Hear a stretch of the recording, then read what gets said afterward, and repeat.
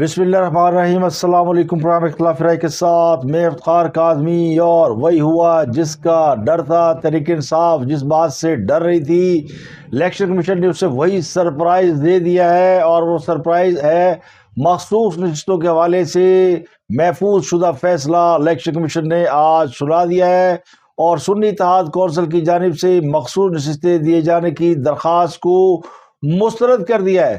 تو تحریک انصاف قومی صوبائی اسمبلی کی 77 سیٹوں سے محروم ہو گئی ہے، اور یہ معاملہ کس طرف جا رہا ہے؟ کیا حکومت کو 2/3 اکثریت مل جائے گی؟ یعنی وہ اتحاد جو اس وقت حکومت میں ہے، کیا 2/3 اکثریت کی طرف بڑھ رہا ہے؟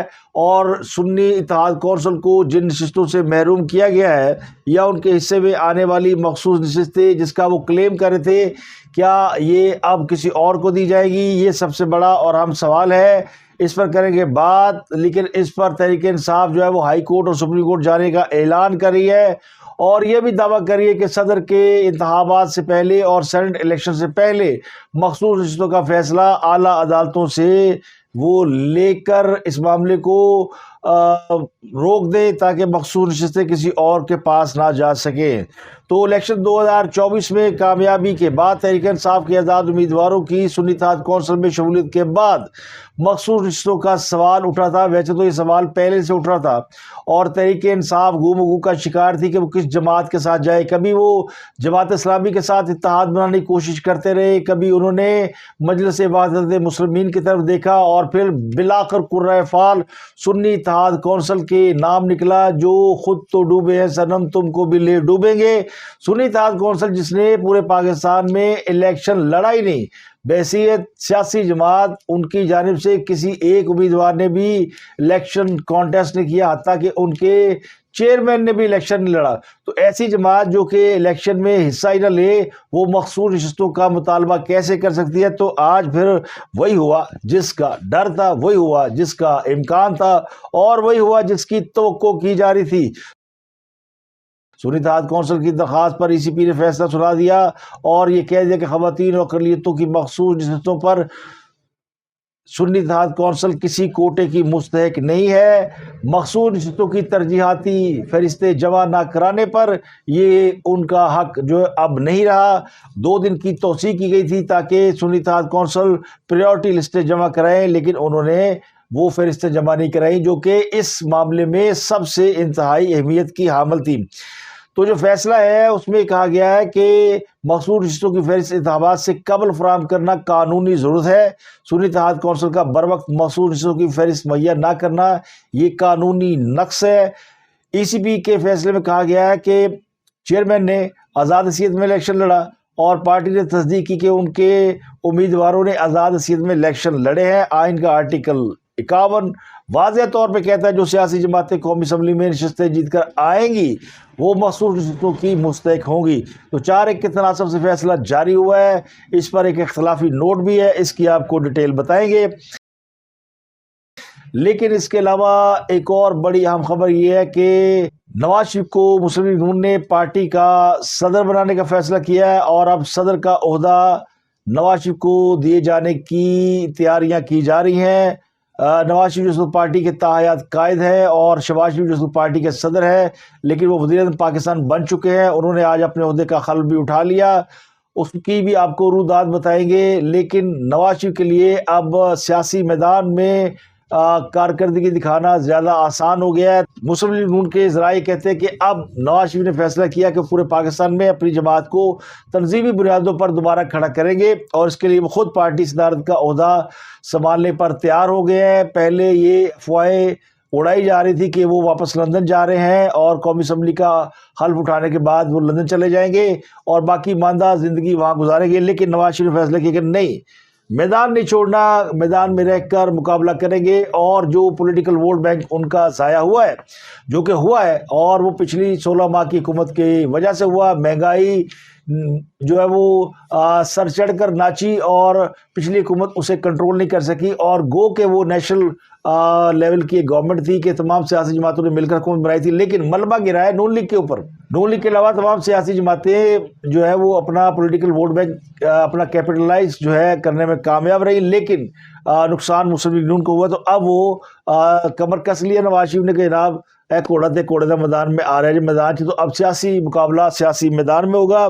اس کے علاوہ اسحاق ڈار صاحب کی راہ میں حائل تمام رکاوٹیں دور ہو گئی ہیں۔ پیپل پارٹی نے بڑی تڑیاں لگائی، وزیر خزانہ اسحاق ڈار ہم ہوا تو ہم حکومت کا حصہ نہیں بنیں گے اور یہ نہیں ہوگا اور وہ نہیں ہوگا، لیکن وہ ساری جو ہے وہ جناب باتیں جو ہے وہ سیاسی بیانات ہی ثابت ہوئے اور پیپل پارٹی نے اب کہہ دیا کہ جناب ہمیں کوئی اعتراض نہیں، آپ اسحاق ڈار کو بنائیں، آپ کسی اور سونے کو بنائیں، کوجے کو بنائیں، ہمیں کوئی فرق نہیں پڑتا۔ اسحاق ڈار تو ویسے ہی آزمودہ تجربہ کار اور آزمائے ہوئے ہیں، تو اسحاق ڈار کی راہ میں حائل رکاوٹیں ہوں گی دور، وزیر خزانہ ہوں گے اسحاق ڈار صاحب۔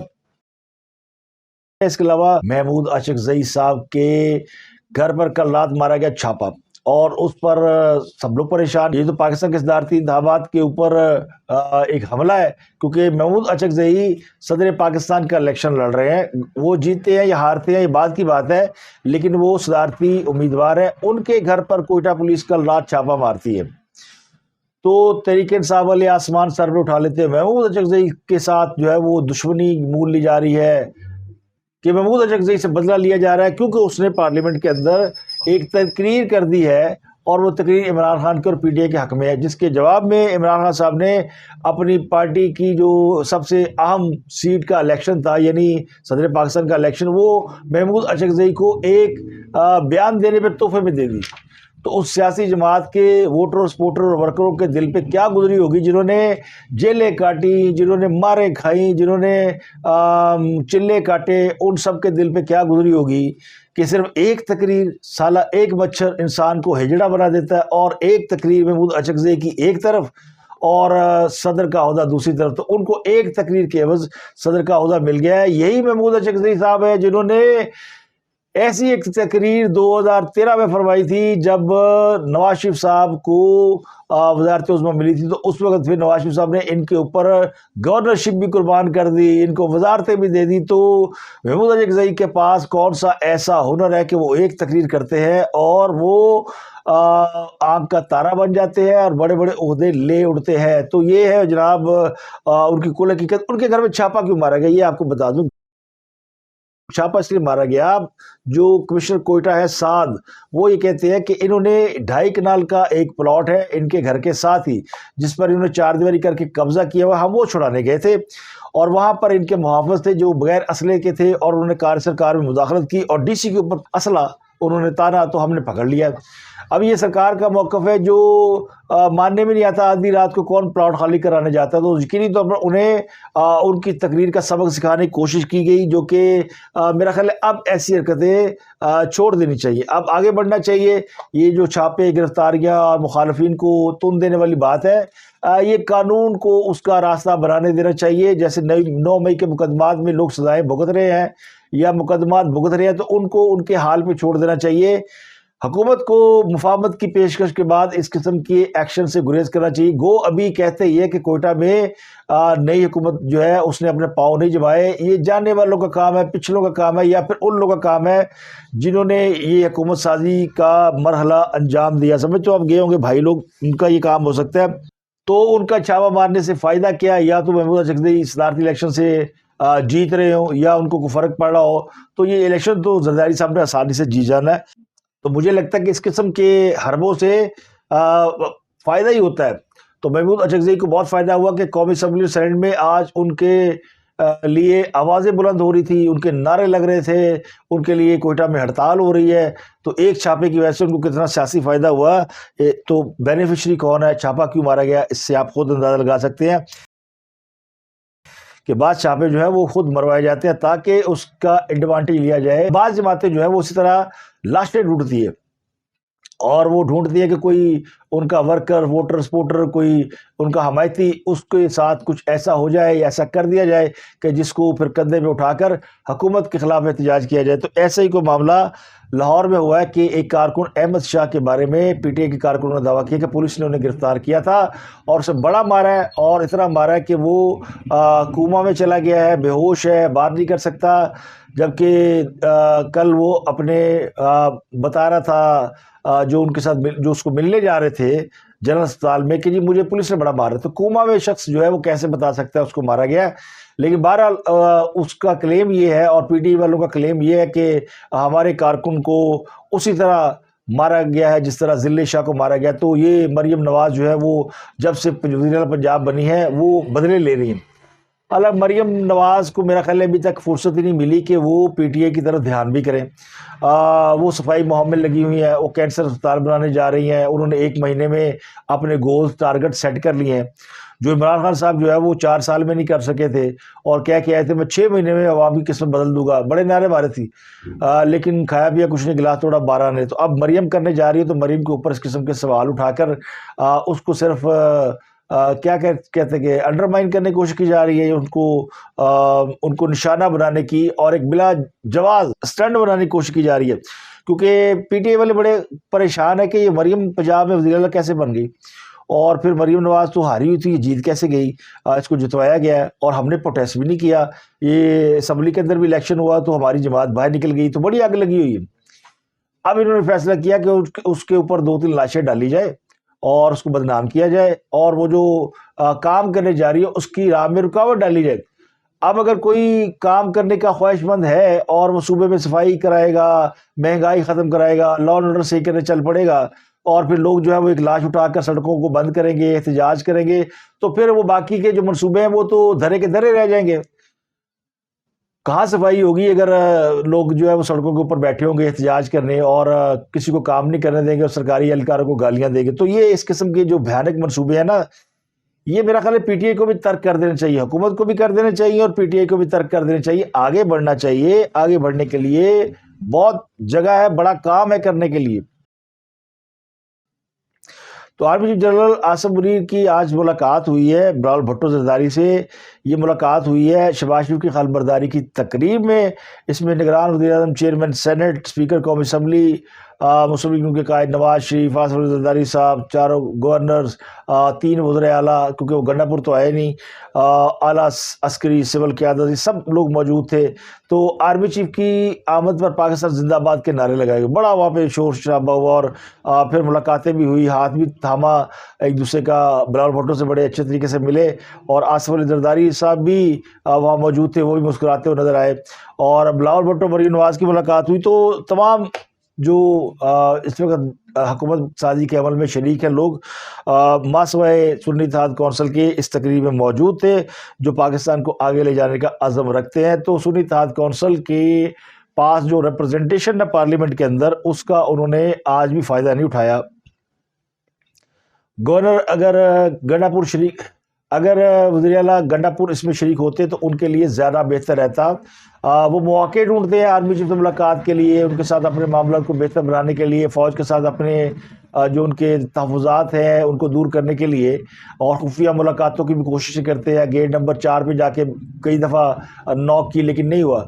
تو ان کو چاہیے تو یہ تھا کہ وہ یہ موقع نہ گواتے, کیونکہ آرمی چیف جو ہے وہ پرائیویٹ ملاقاتیں نہیں کرتے. ایسے ہی فنکشن ہوتے ہیں, ایسی تقاریب ہوتی ہیں اعلیٰ سرکاری جس میں آرمی چیف بھی آتے ہیں اور لوگ بھی آتے ہیں. تو میرا خیال ہے ایک اچھا موقع پی ٹی آئی نے گوا دیا ہے. ان کے پاس ایک اچھا موقع تھا, اگر وہ نہیں تھے تو ان کے کوئی اور جو سینٹ کے اندر یا قومی اسمبلی میں جو لوگ ہیں ان کے پارلیمانی لیڈران, ان کو ضرور اس تقریب میں شریک ہونا چاہیے تھا. لیکن لگتا یوں کہ یہ عقل نہیں آئی, اور عقل نہ آنے کا حال یہ ہے کہ ویسے ترلے کرتے پھرتے ہیں لیکن سب کے سامنے ملنے ملانے سے ان کو شرم آتی ہے. میرا خیال ہے برف پگھل جاتی اگر کوئی تھوڑی بہت بھی کسی کے حوالے سے کوئی ہوتی بات. ایک اچھا موقع تھا کہ جاتے اور جا کے کہتے جناب ہم جو ہے وہ مل کر کام کرنے کے لیے تیار ہے, معاشی استحکام کے لیے, سیاسی استحکام کے لیے.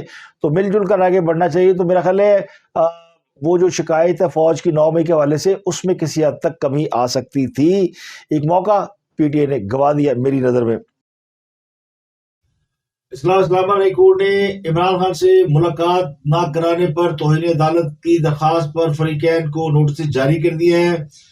درخواست گزار تھے شیر افضل مروت, جو عدالت کے روبرو پیش ہوئے. اسلامہ ہائی کورٹ کے جسٹس سردار اعجاز خان نے اس کیس کی سماعت کی. شیر افضل مروت نے بتایا کہ جب وہ جیل ملاقات کے لیے جاتے ہیں تو انہیں روک لیا جاتا ہے, جبکہ عدالت نے حکم دے رکھا ہے کہ ملاقات کرنے کی اجازت ہے. تو عدالت نے تمام فریقین کو نوٹس جاری کرتے ہوئے آئندہ ہفتے समाअत के दौरान तलब कर लिया है। इसके अलावा सुप्रीम कोर्ट ने जुल्फिकार अली भुट्टो केस के खिलाफ सदारती रेफरेंस पर राय महफूज कर ली है। चीफ जस्टिस ने कहा कि साथ ही जजेस से मुशावरत के बाद अदालत राय को सुनाएगी। 9 रुकनी लार्जर बेंच ने जुल्फिकार अली भुट्टो के खिलाफ सदारती रेफरेंस पर समाअत की। इस बेंच में जस्टिस सरदार Tarak Masood, justice Mansoor Ali Shah, justice Yahya Afridi, justice Aminuddin, justice Jamal Mandokhel, justice Mohammad Ali मजर और justice Hasan other Rizvi, justice Musarrat Hilali साहिबा भी शामिल थी। इस केस की बराह रास्त कार्रवाई भी नशर की गई। इस केस में काम इंकशाफ ये किया गया कि जुल्फिकार अली भुट्टो मरहूम का फैसला मौलवी मुश्ताक ने तहरीर नहीं किया था, बल्कि फैसला आफ्ताब हुसैन ने लिखा था। इससे पहले जो तारीखी हकायक हमारे सामने आते हैं उसके मुताबिक मौलवी मुश्ताक वो जज थे जिन्होंने ये फैसला लिखा, लेकिन इस पर आज अदालत के अंदर बताया गया कि फैसला आफ्ताब हुसैन ने लिखा। इस पर जस्टिस याह्या अफरीदी ने कहा कि सुप्रीम कोर्ट में अपील के फैसले से मुतल्लिक एक जज का इंटरव्यू मौजूद है, जिस पर अहमद रजा कसूरी ने कहा कि वो फैसला चीफ जस्टिस अनवार उल हक ने लिखा। फर्ज करें कि वो ज़िया उल हक की हिदायत पर ऐसा कर रहे थे तो फिर वो ज़िया उल हक को बहुत अजीज होते। तारीख ये बताती है कि जब पीसीओ आया तो अनवार उल हक ने हल्फ लेने से इनकार किया। जो शख्स पीसीओ का हल्फ नहीं ले रहा वो किसी मासूम की जान कैसे लेगा।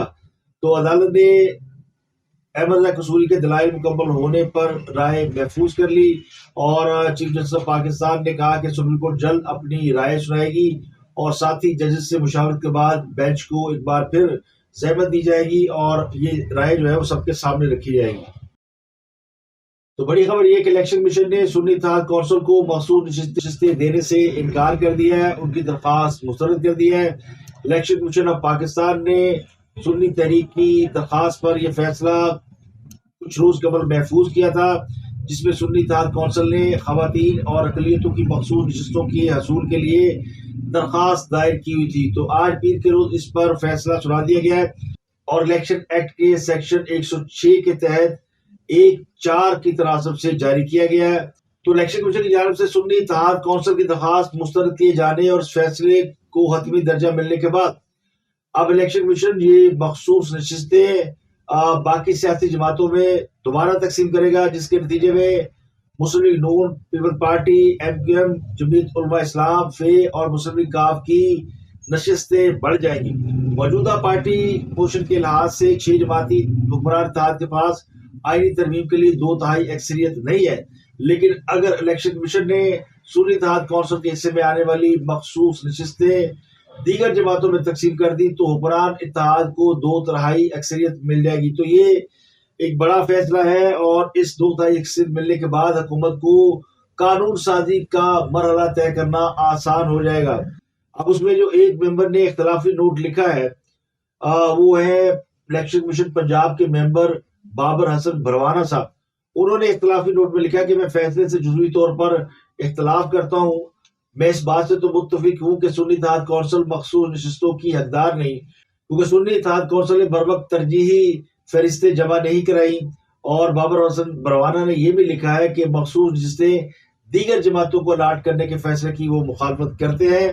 आइन में तरमीम होने तक ये खाली नशिस्तें किसी को अलाट ना की जाए। तो इस फैसले के बाद ये जो 23 सीटें हैं ये बाकी सियासी जमातों में बांटी जाएगी। तो इस वक्त पार्लियामेंट के अंदर जो हुक्मरान इत्तेहाद है उसकी 201 सीटें बनती हैं आईनी तौर पर। जो उनका नंबर गेम पार्लियामेंट के अंदर है, जो प्राइम मिनिस्टर पाकिस्तान को सीटें इलेक्शन में जो प्राइम मिनिस्टर पाकिस्तान को वोट पड़े उसके मुताबिक 201 सीटें हैं, लेकिन मुस्लिम लीग नून का ये दावा है कि उनकी टोटल सीटें 207 हैं इस वक्त और 5-6 जो उनके अरकान हैं उनके कुछ उसके फैसले पेंडिंग है और कुछ ने अभी तक ओथ नहीं उठाया। तो अब इसके अंदर मजीद 23 नशिस्तें अगर ऐड हो जाती है तो ये नशिस्तों की तादाद हो जाएगी 230 और 2/3 अक्सरियत के लिए हुक्मरान इत्तेहाद को तकरीबन 234 नशिस्तों की जरूरत है। तो अभी भी 4 नशिस्तों का जो फर्क है वो बज़ाहिर नजर आ रहा है, लेकिन ये मुजवजा फर्क जो है ये मौलाना फजलुर रहमान या किसी और सियासी जमात के साथ इत्तेहाद की सूरत में ये गैप पूरा किया जा सकता है। और उनके अलावा भी अभी 8 लोग ऐसे हैं जो कि आज़ाद हैसियत में पार्लियामेंट के मेंबर हैं और कुछ जमातें ऐसी हैं जिनका एक वोट है, जिनमें इजाजुल हक की जमात मुस्लिम ज़िया भी शामिल है। تو جوڑ توڑ کے بعد یہ 2 اکثریت کی طرف آگے بڑھا جا سکتا ہے۔ اب اس میں جو فیصلہ ہے اس کی میں آپ کو بنیادی جو وجہ بتا دیتا ہوں کہ کیوں الیکشن کمیشن نے ایسا فیصلہ کیا۔ الیکشن کمیشن جو ہے وہ انتخابات کے بعد جو ہے وہ سیاسی جماعتوں سے ان کی ترجیحی لسٹیں مانگتا ہے۔ قومی اسمبلی کے اندر تقریباً 70 سیٹیں ایسی ہیں جو کہ خواتین اور اقلیتوں کے لیے مخصوص ہیں، اور جو جماعتیں جیتتی ہیں ان کے تناسب سے انہیں وہ سیٹیں ایلوکیٹ کی جاتی ہیں، اور جماعتوں سے ایک ترجیحی پریورٹی لسٹ مانگی جاتی ہے کہ کون کون آپ کی کتنی سیٹیں بنتی ہیں، یا آپ کے کون کون سے لوگ ہیں جن کو آپ یہ سیٹیں دینا چاہتے ہیں۔ تو ایک تو سنی اتحاد کونسل نے یہ الیکشن لڑا ہی نہیں ہے۔ پورے پاکستان میں کسی صوبے سے انہوں نے الیکشن نہیں لڑا، نہ قومی اسمبلی پہ نہ صوبائی اسمبلی پہ۔ حتیٰ کہ سنی اتحاد کونسل کے جو سربراہ ہے صاحبزادہ حامد رضا، انہوں نے بھی اپنی جماعت کے نشان کے اوپر الیکشن نہیں لڑا۔ ان کی جماعت جو ہے وہ الیکشن کمیشن میں رجسٹرڈ ہے اور الیکشن لڑنے کی اہل ہے، ان کے پاس انتخابی نشان بھی ہے، لیکن انہوں نے آزاد حیثیت میں الیکشن لڑا اور وہ جیت گئے۔ تو ان کی جماعت کو اب ان کی جماعت جو ہے وہ شامل ہو گئی، تو ان کی جماعت جو ہے ان کو کوئی سیٹ نہیں ملی۔